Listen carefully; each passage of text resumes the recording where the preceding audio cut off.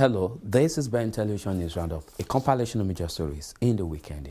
I am Tunde Alabi. Thank you for being part of the program today. Labour leader Jeremy Corbyn has accused the government of continuing police budget cuts, which has led to a 20% increase in violent crime since 2010 and highest rise in recorded crime for a quarter of a century. Mr. Corbyn made this known during the Prime Minister's question time. Reacting, the Prime Minister Theresa May stated that her government has made extra £450 million available to the police. She said that police efficiency has improved, leading to reduction in crime. Mr. Speaker, with crime rising, does the Prime Minister regret cutting 21,000 police officers? Can I first of all say to the right honourable gentleman that we should be saluting all of those who were involved in that struggle to ensure that women could get the right to vote. I was very pleased yesterday to have an opportunity to meet Helen Pankhurst, the great-granddaughter of Emmeline Pankhurst, and to see that that memory is being kept going. And as I said yesterday in my speech, I myself heard about the fight by the suffragettes from my late godmother, whose mother was a suffragette and whose parents knew the Pankhursts. He raises the issue of police numbers and crime. What we actually have seen from the crime survey is that crime is now down at record low levels. That is what has been achieved, and it's been achieved by a Conservative government that at the same time has been protecting police budgets. Jeremy Corbyn. Mr. Speaker, recorded crime is up by 1/5 since 2010. Violent crime up by 20%. And during the period the Prime Minister was Home Secretary, £2.3 billion was cut from police budgets. Her Majesty's Inspectorate of Constabulary warns neighbourhood policing risks being eroded and the shortage of detectives is at a national crisis. Does the Prime Minister think the Inspectorate is scaremongering? The right honourable gentleman mentions the issue about recorded crime. One of the challenges that we have seen in police in recent years is ensuring that we get proper recording of particularly of certain types of crime. And I'm pleased to say that we have seen improvements over the last 7 to 8 years in the recording by police of certain types of crime. Now, he also talks about the issue of police budgets. As I've said, this is a government that is actually protecting police budgets. And I might remind the right honourable gentleman that the Labour Party's former Shadow Home Secretary, now the Police and Crime Commissioner for Greater Manchester, himself said that the police could take an up to 10% cut in their budgets. Mr. Speaker, the Inspectorate also found that the police are failing to properly record tens of thousands of offences. And in addition to the cutting of 21,000 police officers, the government's also cut 6,700 police community support officers. The Chief Constable of Bedfordshire says we do not have the resources to keep residents safe. The position is a scandal. Too many people don't feel safe and too many people aren't safe. We've just seen the highest rise in recorded crime for a quarter of a century.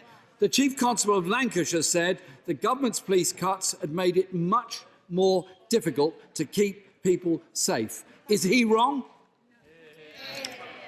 Can I say to the right honourable gentleman, on this issue of recording crime, he mentions the Her Majesty's Inspector of Constabulary. It's precisely because when I was Home Secretary, I asked HMIC to look at the recording of police crime to make sure that police forces were doing it properly. And indeed, some changes were made as a result of that. So we now see the better recording of crime. We also see £450 million extra being made available to the police. But what have we also seen over the last few years? The creation of the National Crime Agency, our police forces taking more notice of helping to support vulnerable victims, doing more on modern slavery, doing more on domestic violence, taking issues seriously that they weren't taking seriously before. Mr. Speaker, if you ask the Inspector to look at unrecorded crime and they tell you what's going on, the least you can do is act on what they tell you. Mr. Speaker, if I could quote something at the Prime Minister, it might sound familiar to her. The first duty of the government is to protect the public and keep them safe. And I have to say to the government that they are not putting enough focus on police resources. If she casts her eyes to the far back benches of the Conservative Party, she'll see the member for Shipley. That's what he said about her government and what it's doing. Gun crime, Mr. Speaker, has increased by 20% in the last year.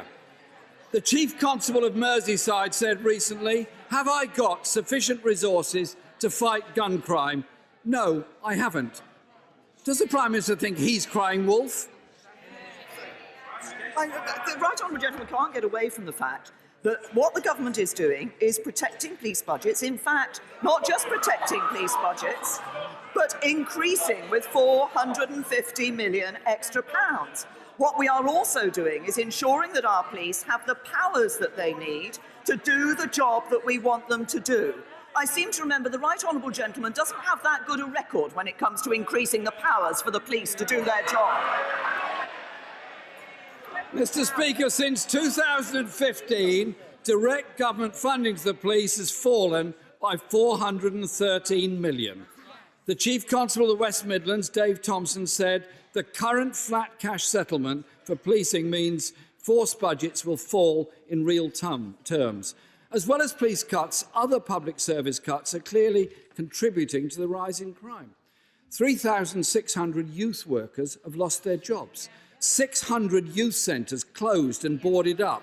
Probation service cut and privatised. Reoffenders committing more offences. When it comes to tackling crime, prevention and cure are two sides of the same coin. So why is the government cutting both prevention and cure? I have to say to the right honourable gentleman, we've put in place various pieces of work on anti-knife crime, on serious violence, on issues like domestic violence. But I come back to the point I made in my last response. The Leader of the Opposition, the right honourable gentleman, voted against changing the law so that anyone caught carrying a knife for a second time would face a custodial sentence.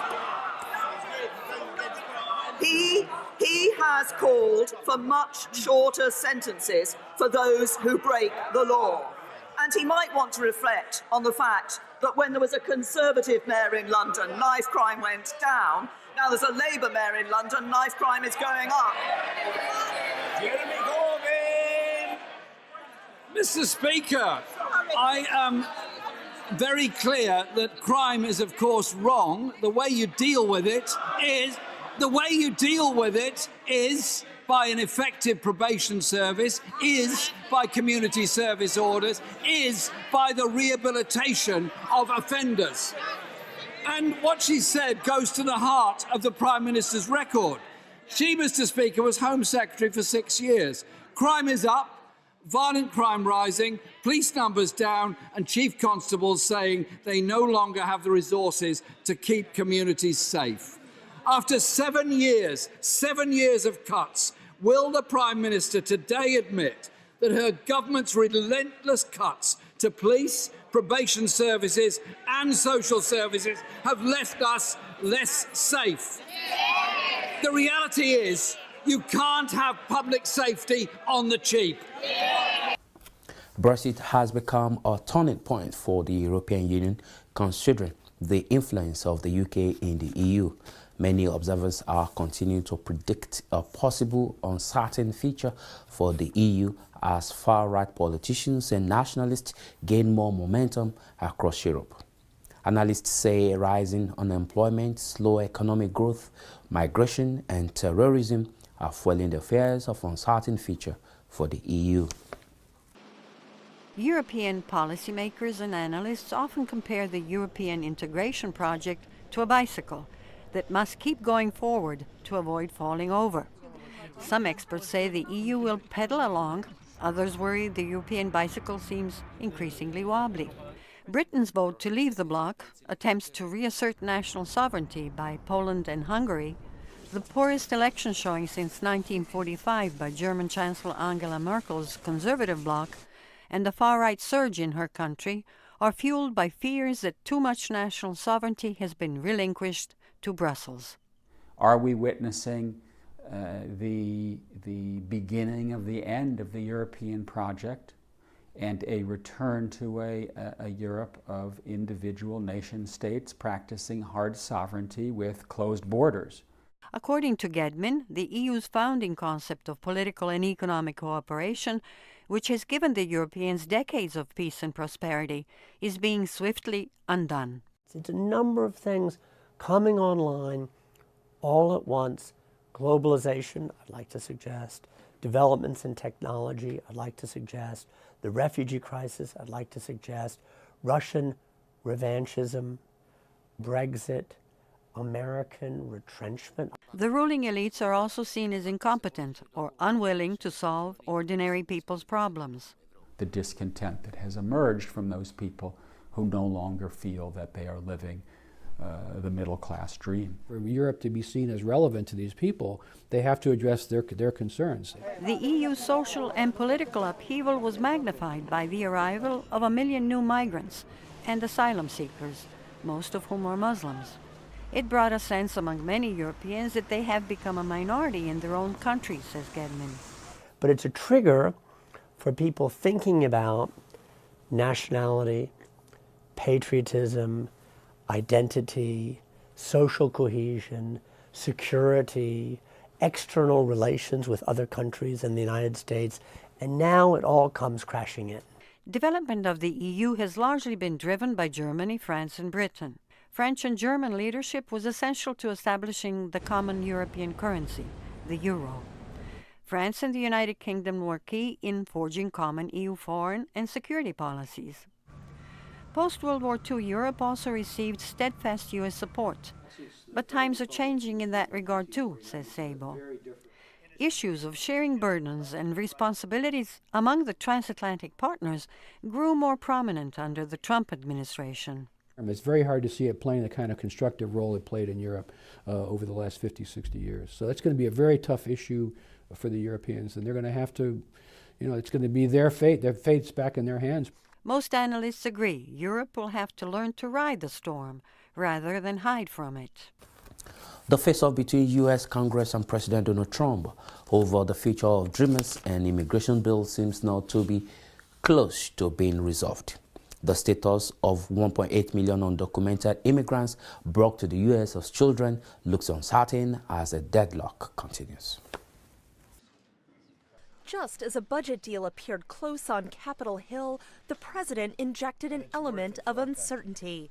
I'd love to see a shutdown if we don't get this stuff taken care of. But unless Trump would be willing to reject a Hill-passed spending deal, the government will remain open, a point later clarified by the White House. I don't think that we expect the budget deal to include specifics on the immigration reform. Trump's threat is the latest sign the administration isn't serious, Hill Democrats said. We had one Trump shutdown. Nobody wants another, maybe except him. Following White House Chief of Staff John Kelly's suggestion that many Dreamers were too afraid or too lazy to sign up for the program. That had many Democrats asking if the administration's pledge to help them was genuine. The people! Time is dwindling for Dreamers. After the White House rejected a bipartisan deal from Senators Coons and McCain, drawing a warning from the Dreamers' champion in the Senate. This isn't just a looming humanitarian crisis. It's an economic crisis as well. Senate Majority Leader Mitch McConnell's fulfillment of a promise to bring an immigration bill up for debate next week would just give an immigration deal an opportunity. The compromises made there could make for a tough road in the House. We will take a bill that the president supports. So we look, put it this way. President Trump made a very serious and sincere offer of goodwill with the reforms that he sent to the Hill. That is what we should be working off of. House Republicans remain hopeful the president's 4-point immigration plan will pass. I think the president, frankly, took the breath away from the Democrats a little when he essentially doubled the population that we're talking about and threw in path for citizenship. And the Democrats themselves had already put border security on the table. The other two things to me are reasonable, but they're also negotiable. But negotiations are never a done deal on Capitol Hill, and Democrats don't appear close to an agreement with the White House. So either the president does not understand the immigration laws he's trying to change, or he is intentionally misrepresenting them to the public in order to pass his own agenda. A stalemate is likely to continue right up to the March 5th DACA deadline. Also, undocumented Africans who arrive the U.S. through the U.S.-Mexico border are often largely excluded from the conversation about immigration reform. African immigrants seeking asylum face immediate detention and prolonged court battles to avoid deportation. Reports say Africans account for about 5% of undocumented migrants arriving through the U.S.-Mexico border, with uncertain future about lengthy detention.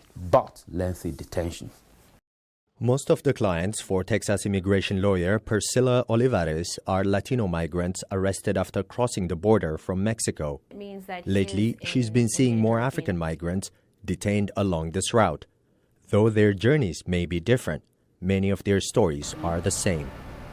A majority of the individuals that we see are submitting asylum applications because they've either suffered some form of persecution or are in fear of suffering persecution if they are forced to return to their home country. Olivares is working on an immigration case for Simeon Koroma from Sierra Leone.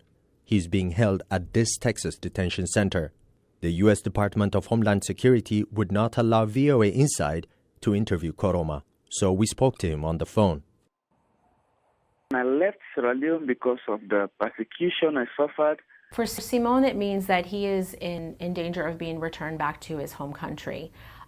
But he is in fear of returning back to his home country because of the persecution that he suffered, or that he fears that he will suffer if he's forced to return. Koroma says he reached the United States by traveling with other migrants through South and Central America from Brazil. We spent like 4 days walking over 200 kilometers. We climbed like 7 mountains, crossing the River Panama. It was really deadly. Koroma's asylum claim was denied in October by an immigration judge who ordered his deportation. Appealing that decision now means more time behind bars. I'm tired. I've been in detention for 9 months, and spending another 8 months in detention would be too disastrous for me. Immigration courts are overwhelmed by the number of people arriving in the United States seeking political asylum. Jennifer Long runs an immigration shelter in Austin, Texas, where refugees released from detention stay until they secure a work permit. Today, the majority of Casa Marinella's residents are from sub-Saharan Africa. They're unfortunately required to finish their immigration case while they're detained and without access to an attorney usually. People who are in detention do not generally win asylum. So then people are deported directly from the detention centers. Immigration lawyer Olivares says many asylum claims do not succeed because migrants fail to share important details about their case. Individuals who have suffered so much trauma in their home country, unfortunately that trauma can become normalized, and then they don't think to share it with us or to the judge when it's so vital that they do that. Though overall arrests along the U.S.-Mexico border are down, sub-Saharan Africans continue to represent a growing number of migrants detained and seeking asylum to start a new life in America. Many countries in Africa are still in the practice of female circumcision. There has been global condemnation of the practice, which is still being carried out in over 30 countries around the world. The UN has also designated February 6th as the International Day of Zero Tolerance for Female Genital Mutilation. This village in the Afar region of Ethiopia, the traditional but atrocious practice of female genital mutilation is common. This woman does not want to be shown on camera, but 25-year-old Khadija does want people to know she was only 7 days old when she was forced to endure genital mutilation. Because I was cut when I was 7 days old, I was unable to hold my urine for long, and when I must go, I have to endure an excruciating burning sensation. Later, when my menstruation began, the pain worsened even more, and after I got married, it was painful to have sexual intercourse with my husband. She was married at 14, and a year later went through the difficult birth of her first child. After having 2 more children, she experienced renal complications that almost resulted in her death. Her situation, unfortunately, is not unusual. According to an Ethiopian health survey in 2016, 3/4 of Ethiopian females have had genital circumcision. And in the Afar region, 9 out of 10 females have been subjected to the practice, most before they were even a year old.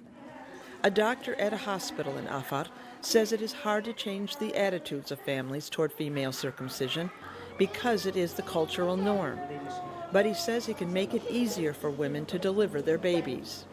We perform a de-infibulation procedure in which we make an incision in their vagina to recover the appropriate opening that the mutilation removed. Other women come to the hospital to find a way to relieve the painful results of their circumcision. Most of them are also very stressed emotionally. After receiving our pain-free de-infibulation services, they go back home feeling happy. Most of them vow to never let another woman go through female genital mutilation. This woman, now a midwife, used to perform circumcisions. When I used to cut girls' genitals using this blade, I always made sure it's very sharp, like this. Otherwise, the girls could go through severe physical pain. She used to believe that her work safeguarded a woman's virginity and marital faithfulness. That was my justification for doing it. But after attending trainings, especially by religious leaders and government, I now understand this practice is wrong and it can destroy a child's future. Ethiopia's government is tackling the issue through public health services, but Khadija is determined to stop the practice now. Whenever I find a parent that still insists on practicing female genital mutilation, I try to convince them otherwise. Their small girls shouldn't go through what I went through and live a similar gruesome life like mine. The United Nations reports at least 200 million women worldwide have undergone some form of female genital mutilation. 44 million of them are 14 years old or younger. That report will conclude the news roundup for this week. Thank you for being part of the program. I am Tunde Alabi. Enjoy the rest of your week. Bye.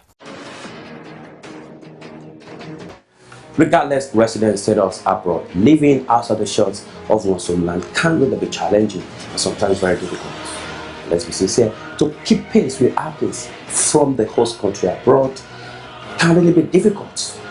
Here on Dialogue in Diaspora, we give you every information, every news, every current issue you need to know on updates outside the UK. Dialogue in Diaspora is your link between the world and the United Kingdom. It's your window to Africa development. Here, live on Ben Television.